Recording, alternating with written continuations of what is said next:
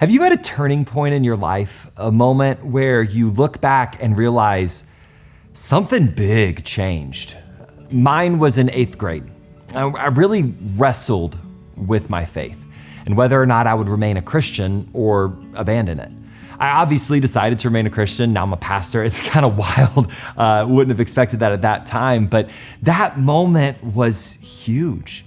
It was pivotal. It was a turning point. This week we looked at the hit series Adolescence and realized that pretty much every person has a turning point in their life during adolescence, sometime surrounding puberty when they begin to form their identity. We all actually went through it, or if you're in the midst of it, you're going through it right now. During the puberty years, everything biological changes. And then with that change comes deep confusion. I mean, suddenly what you thought you were isn't what you are anymore, and you've got to almost reinvent your entire identity. And so your clothing style changes, your mood changes, your friend group might change, your likes and your dislikes change, but there are things way more fundamental and important that change too.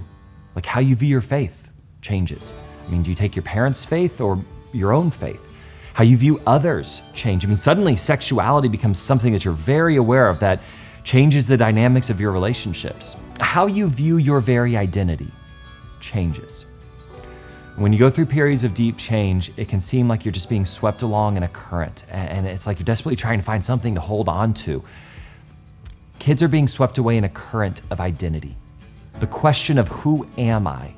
While drawing in a world of the internet that just exposes endless possibilities, a massive rush of identities to choose from, it's overwhelming.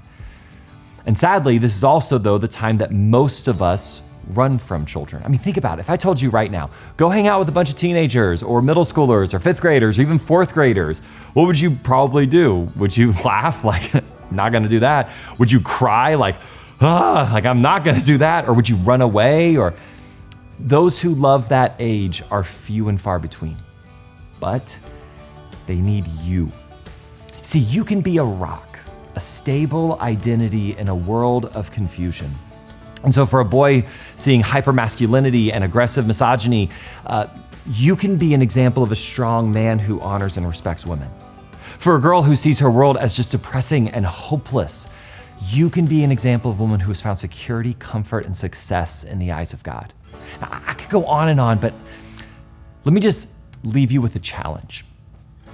Pray that God gives you one young person that you can be an example for. One young person that you can pour into and help through this time of identity crisis.